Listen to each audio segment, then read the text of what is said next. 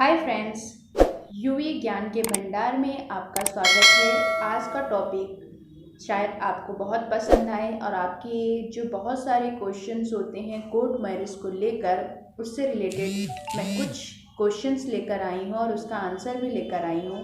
शायद वो आपके लिए बहुत हेल्पफुल हो, इसलिए मैं ये टॉपिक पर वीडियो बना रही हूँ। क्योंकि कोर्ट मैरिज कैसे करते हैं, क्या प्रोसेस होता है, कितने दिन में कोर्ट मैरिज होता है, इन सब से रिलेटेड क्वेश्चन मैं आज आपसे डिस्कस करूंगी।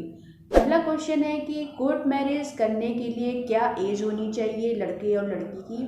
तो फर्स्ट प्रायोरिटी पे मैं बताना चाहूँगी कि जो अपने यहाँ इंडियन रूल के हिसाब से डिसाइड किया गया है कि जो लड़के की एज होनी चाहिए वो 21 साल की होनी चाहिए और लड़की की एज होनी चाहिए वो 18 साल की होनी चाहिए।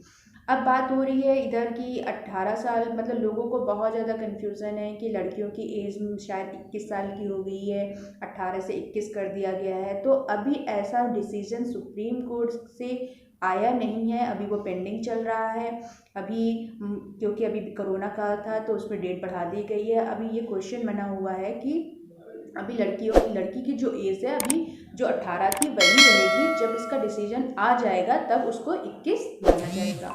दूसरा क्वेश्चन होता है कि किस धर्म के लोग कोर्ट मैरिज कर सकते हैं। तो मैं बात करूँगी किसी भी धर्म के लोग कोर्ट मैरिज कर सकते हैं, चाहे वो हिंदू हो, मुसलमान हो, सिख हो या ईसाई हो। यहाँ तक कि विदेशी अगर किसी इंडियन से शादी करना चाह रहा है तो वो भी कोर्ट मैरिज कर सकता है।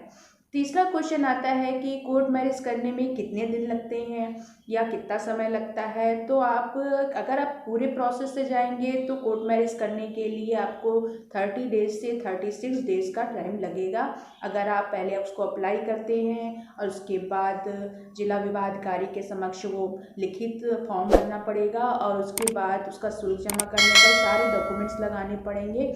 उसके बाद वो जिलाधिकारी उसका प्रकाशन करवाएगा अपने ज़िले में, और जिस ज़िले का आपने निवास प्रमाण पत्र रखा है वहाँ के ज़िले के कार्यालय में उसका प्रकाशन कराएगा। अगर कोई उस पर कोई हस्तक्षेप नहीं करता है या कोई आपत्तिजनक किसी के घर वालों की तरफ से नहीं होता है तो वहाँ का जिला विवाह अधिकारी जो होता है उसे आगे की डेट देकर उस डेट पर कोर्ट मैरिज के लिए प्रोसेस करेगा। अदरवाइज अगर किसी ने आपत्ति कर दी तो वहीं पर कोर्ट मैरिज पे जो आपने अभी एप्लीकेशन फॉर्म भरा है वो रद्द कर दिया जाएगा।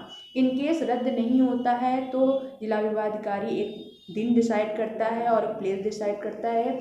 उस दिन पर लड़के और लड़की को और 3 गवाहों को प्रेजेंट होकर उनके जिलाधिकारी के समक्ष जिला विवाह अधिकारी के समक्ष प्रस्तुत होना पड़ता है और अपने सारे डॉक्यूमेंट्स के साथ घोषणा पत्र पर साइन करना पड़ता है।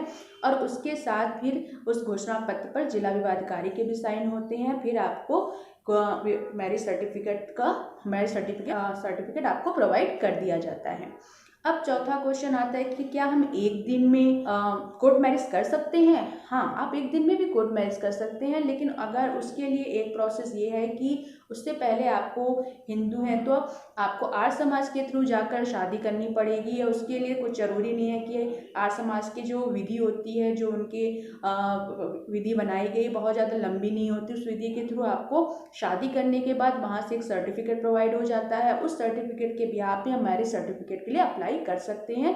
और मैरिज सर्टिफिकेट का एप्लीकेशन फॉर्म भरने के बाद 2 या 3 घंटे में या मैक्सिमम आपको 1 डेज में वो आपको कोर्ट मैरिज का सर्टिफिकेट प्रोवाइड करा देंगे बिना किसी आपत्तिजनक के। और अगर आप मुस्लिम हैं तो आप निकाह करके जा सकते हैं, फिर आप मैरिज सर्टिफिकेट के लिए अप्लाई कर सकते हैं। अगर आप क्रिश्चियन हैं तो क्रिश्चियन चर्च में जाके आप शादी करने के बाद वहाँ पे मैरिज सर्टिफिकेट, मतलब वहीं पर जाइएगा जहाँ से सर्टिफिकेट प्रोवाइड हो जाए, उसके बाद आप मैरिज सर्टिफिकेट के लिए अप्लाई कर सकते हैं।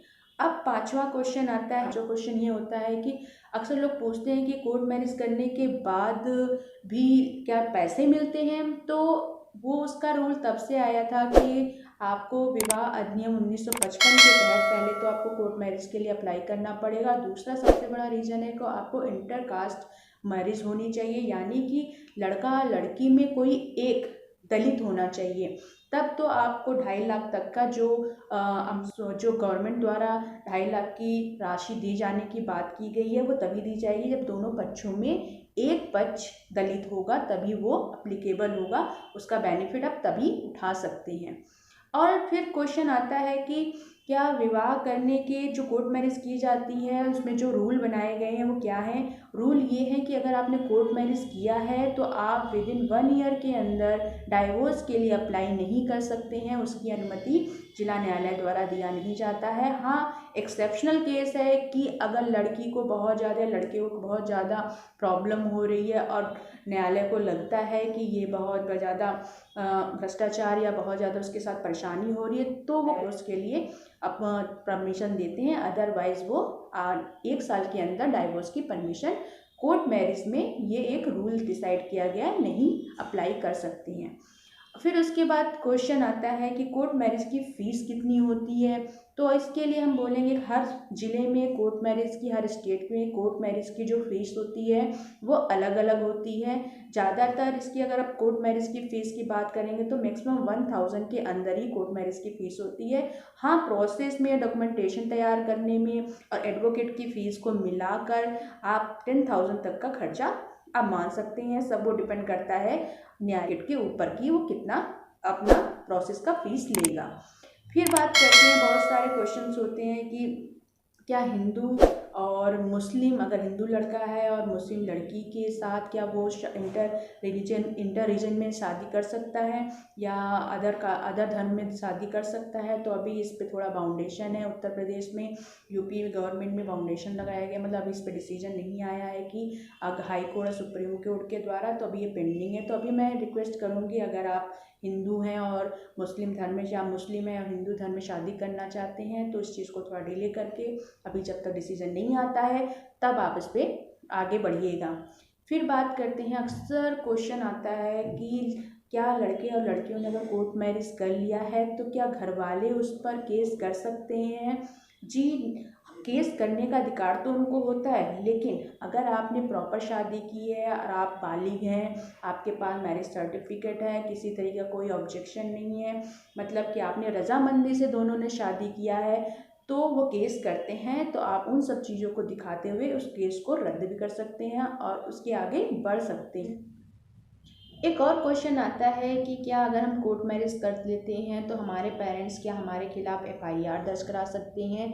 हाँ, आपके खिलाफ वो FIR, जैसे लड़का है तो लड़की के से अगर उसने कोर्ट मैरिज कर ली है तो लड़की के घर वाले उसके ऊपर FIR दर्ज करा देते हैं कि उसने उसका अपहरण किया है या उसका ज़बरदस्ती उसको लेके गया, उसके साथ रेप किया है या चोरी का इल्ज़ाम किया है। तो सबसे बड़ी बात, अगर अपहरण और रेप केस का है और या इन सब चीज़ों का अगर आप पे FIR कराते हैं तो ऑब्वियस सी बात है, अगर लड़की राजी है तो आप लड़की और लड़के दोनों प्रेजेंट होकर पुलिस के सामने ये अपना बोल सकते हैं कि हम बालिग हैं और हमने एक दूसरे से हमने एक दूसरे की रजामंदी से शादी की है, तो उसको वहीं पर रद्द कर दिया जाता है। हाँ, अगर चोरी का इल्ज़ाम लगाते हैं और उसका FIR लिखा जाता है तो उसमें लड़की को या लड़के को एक चीज़ का ध्यान रखना पड़ेगा कि अगर वो कोई ज्वेलरी लेकर आई है या किसी चीज़ को लेकर आई है तो प्लीज़ वो उसके नाम से ही, अगर वो उसके नाम से नहीं होगा तो ऑब्वियस सी बात है पेरेंट्स उस पर चोरी का इल्ज़ाम लगा सकते हैं, उसके लिए फिर आपको प्रूव करना मुश्किल हो जाएगा।